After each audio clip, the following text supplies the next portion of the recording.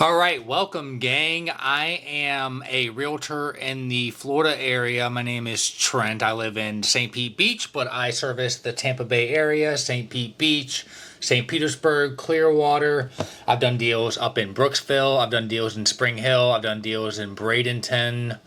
I had a deal in Sarasota that I referred out to one of my realtor friends of mine because that was just kind of a far drive. My very first deal was in a town called Plant City, which is on the other side of Tampa. I've done deals in Tampa. I've had repeat clients. I have Sphere of Influence and, open house. I've gotten deals from open houses. But basically, I'm starting over from scratch. So, how my career went was I was waiting tables and I was also a realtor, but I wasn't making any money as a realtor. This was like 2021. So I got a job. I knew somebody that worked at a restaurant. I said, I'll come wait tables just because I need some money. And I wasn't closing any deals. I wasn't doing things right. So I was doing that for a while and I was turning deals, but I was never necessarily full time. I was always just kind of, closing a deal here, closing a deal there. But now I'm determined to go full time. So where did I make a mistake? I'll tell you where I made a mistake. I had met a client who was flipping properties in the area. He was new to the area. He wanted to start flipping properties around here. He said, I want to flip 100 properties in a year.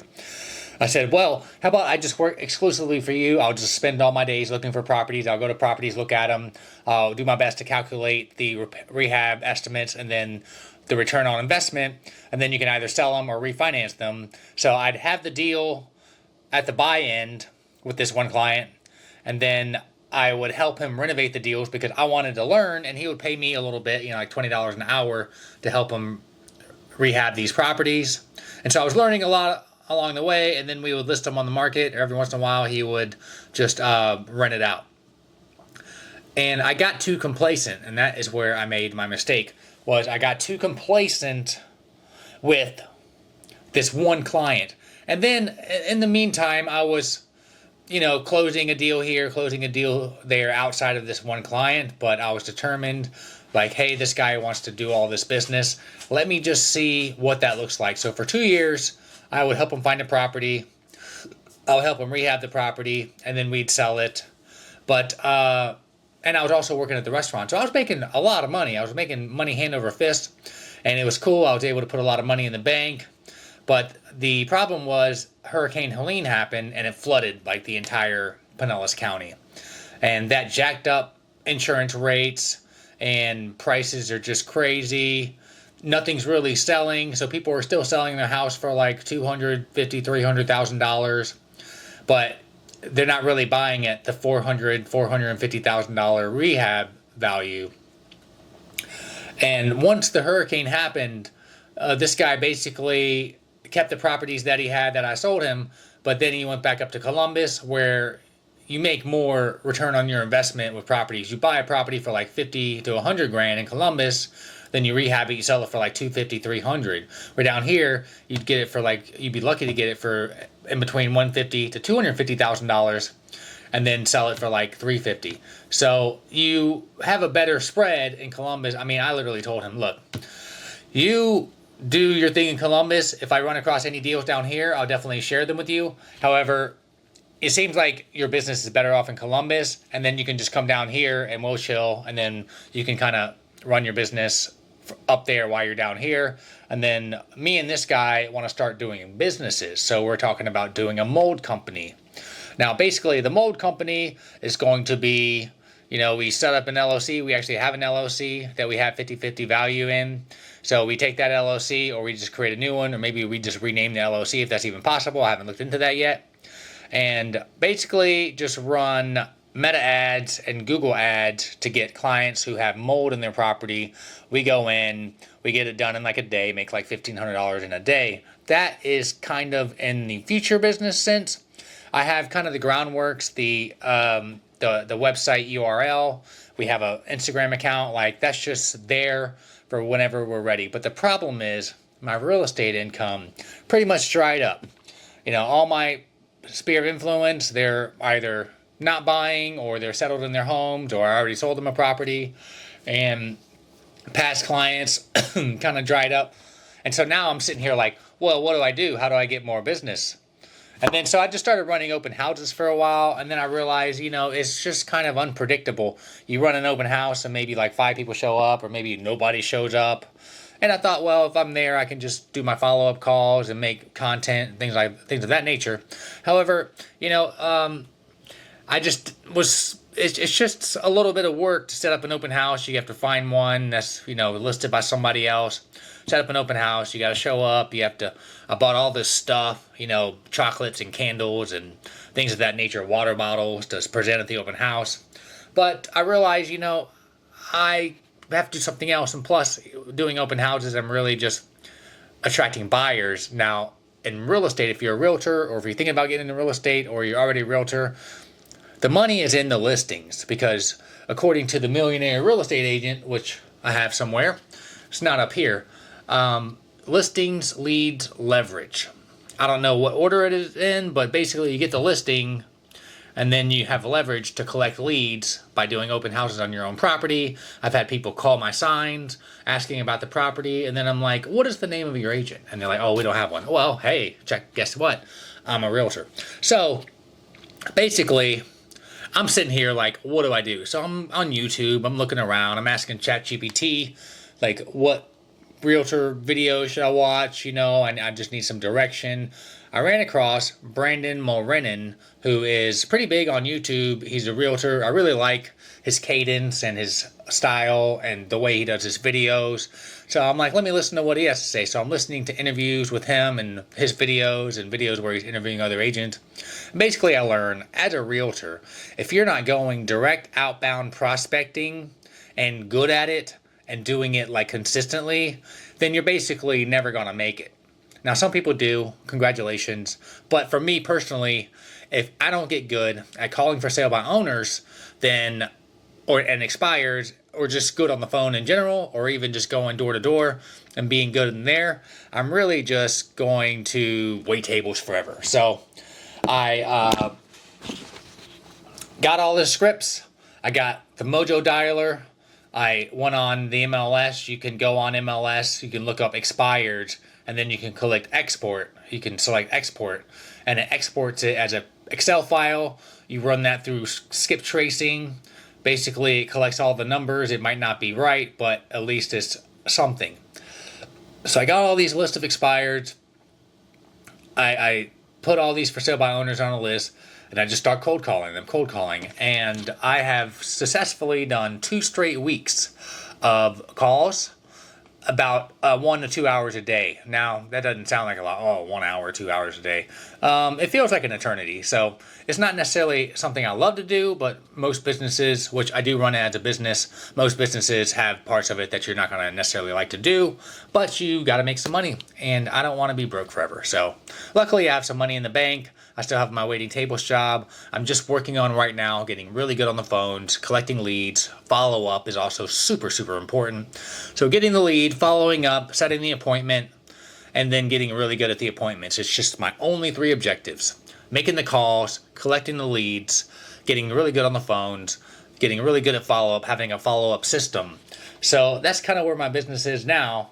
So I have the Mojo Dialer. I've been making the calls. I've just been really trying to learn the scripts. Now, I guess my recommendation to you is, if you're new in real estate, or if you're trying to build some kind of prospecting type business, then I would suggest doing one at a time, just calling expired.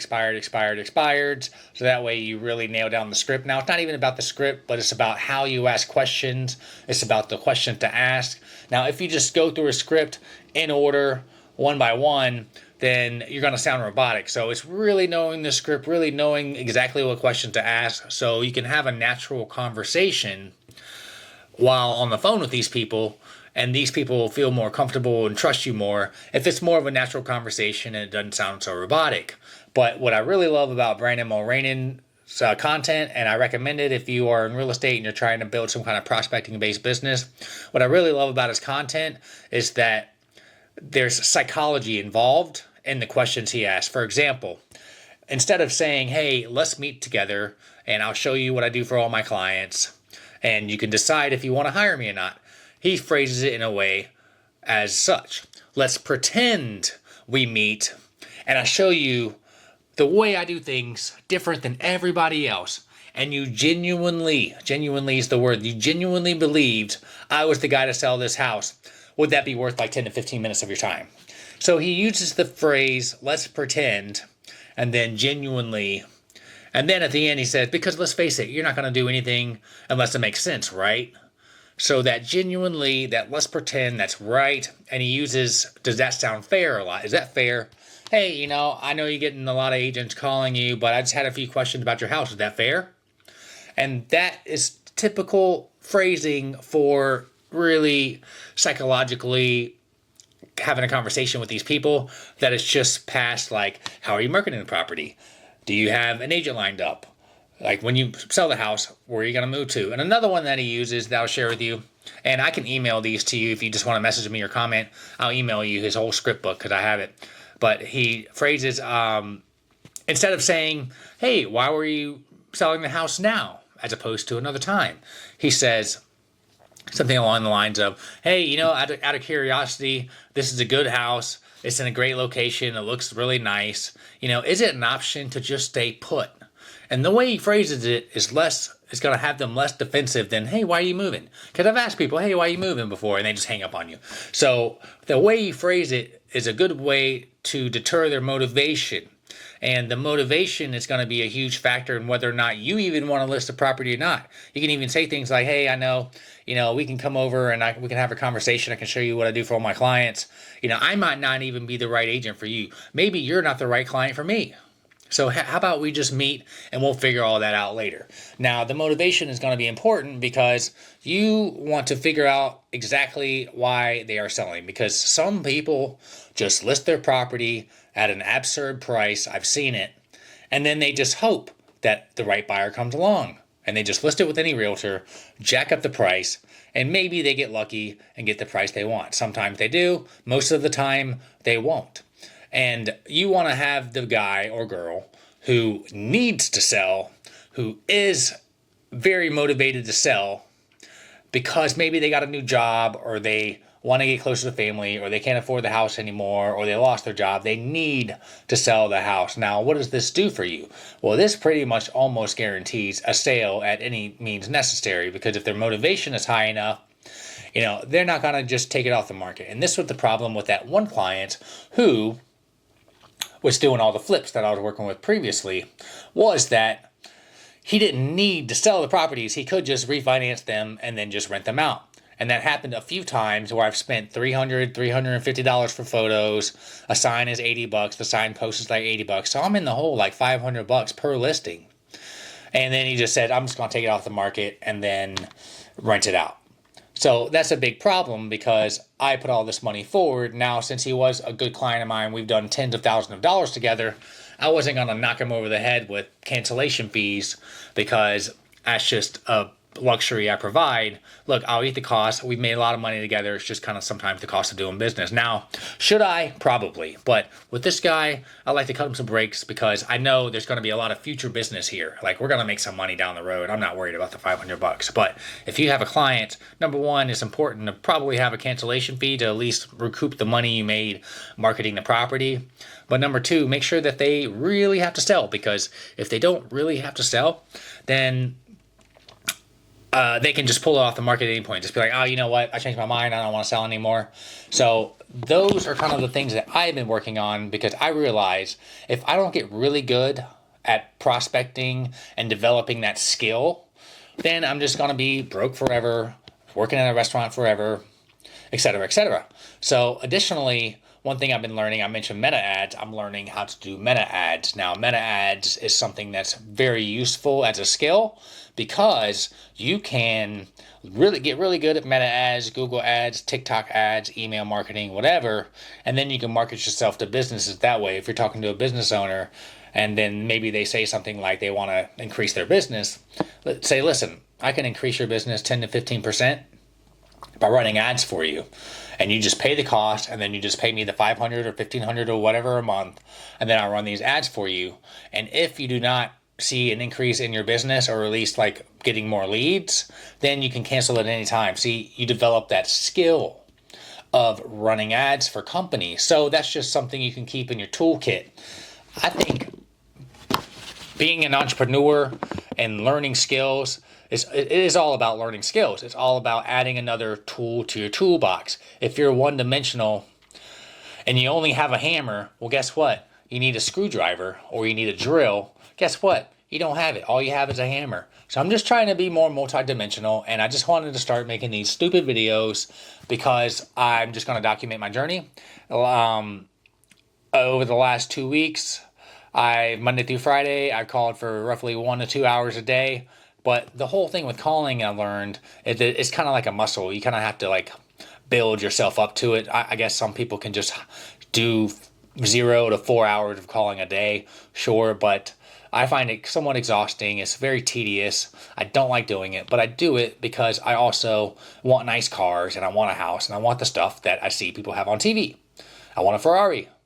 I want a Dodge Challenger. I want a Tesla. I want a truck, a van, a house, a big house, 2,000 square feet, big garage, acre of land. I want it all. And I'm going to document exactly what I'm doing. So in the future, you can say, instead of being like, oh, wow, you're so lucky, or wow, it was just handed to you. You can go back and look at these videos and be like, oh, it wasn't handed to him. This guy sucked at calls. He sucked at being a realtor. He didn't know how to do meta ads. And now he has all these things. Additionally, I use a lot of AI. And I can talk extensively on AI. I think that if you are in any kind of business or even just a person who's just working a job, you can really utilize AI to your favor. Case in point, I got an Uncle Chad. I have no idea what he does. He travels, he works, he makes good money. He's got a house and a truck, and whatever he does, he's good at it. And he always has some kind of dumb project he's working on. However, they go up to my Uncle Chad and they say, hey, you need to start using AI. And he doesn't really know AI. So either he keeps his job and gets good at AI, or they might just replace him with somebody who does his job and knows how to utilize AI. So you can kind of do the work of multiple people as one person. That's what AI is going to provide in the future, is the ability for one person to be able to do the workflow of like 10 people. So if you're in any profession or if you're an entrepreneur, definitely get used to AI. I recommend Claude. Pay the $20 a month. Develop skills on Claude. Build it to where it suits your needs. But I've been using AI to write ebooks. And you're like, why are you writing ebooks? Well, I use it to write a 80 to 90 page ebook